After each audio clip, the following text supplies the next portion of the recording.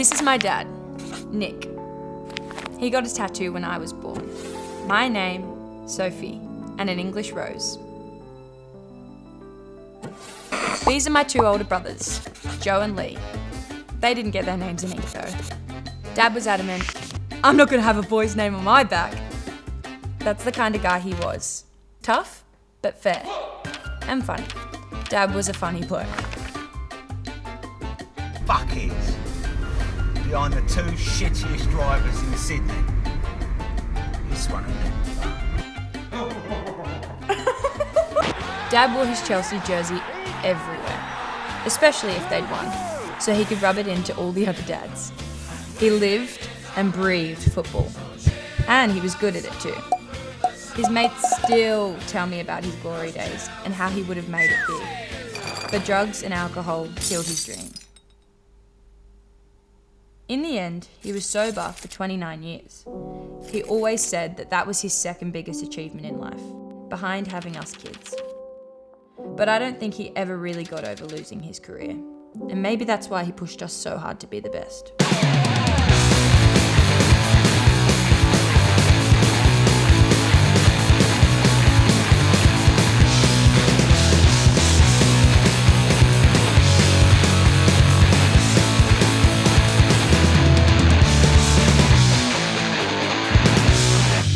Dad would be at every game. Rain, hail, or shine, he'd be there. You could always spot him too. Just look for the man in blue, all by himself shouting encouragement. Sometimes with a little too much enthusiasm, and only ever at me. Get up there, Soph! Come on, Soph! Stay on it! Yeah, those words of encouragement led to some pretty awkward car rides home.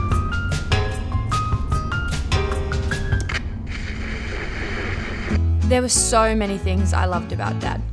He was a painter and he loved to compare his tradie tan with me. He always won. Maybe that's why he loved it. Do you know what else he loved? Pies. Pies and pasties and sausage rolls and finger buns. Dad loved a good bakery. Those awkward car rides home I mentioned earlier, they were saved by bakeries. It definitely wasn't a typical father-daughter relationship, but it was us.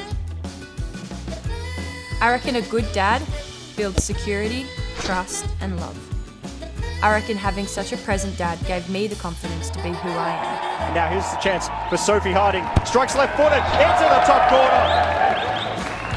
I am what I am today because of him. Dad's passion and fire pushed me through when I wanted to quit. And I wanted to quit a lot. I definitely wouldn't be playing if it wasn't for Dad. That's why this season is so hard. It's the first season without him on the sidelines.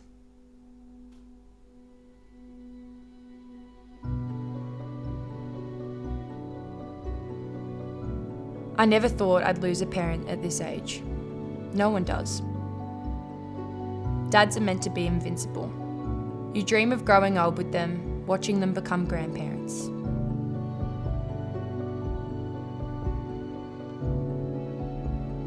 Cancer sucks. It sucks. It sucks being sick. It sucks watching someone die. It sucks living in constant anxiety, waiting for that phone call. He had 2 years though. No one knew how to deal with it. How to deal with him. They were the toughest 2 years, especially for Mum. She put her life on pause to take care of Dad and make sure that the time he had left was lived to the fullest. Mum is the strongest person I know, and the most selfless. She just wants to pitch in and help, and tries to make sure everyone is happy. Which wasn't always the easiest task with Dad. He was angry, and sometimes I was angry at him too. I remember screaming at him, "This is no excuse to treat people like shit. Just be nice, will you?" He started crying and said, "I'm so sorry, just be nice. That's all I have to do. Just be nice." He remembered that moment till the day he died.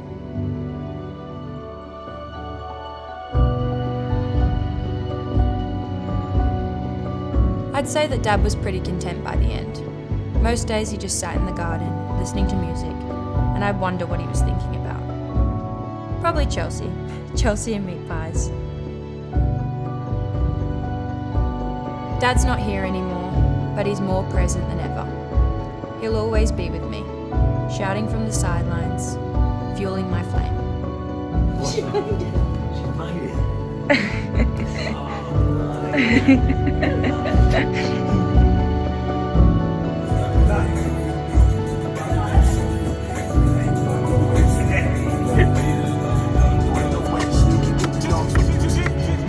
On the grill, I'm my low rider. Guns on both sides, right above the gold wires. I 4-5.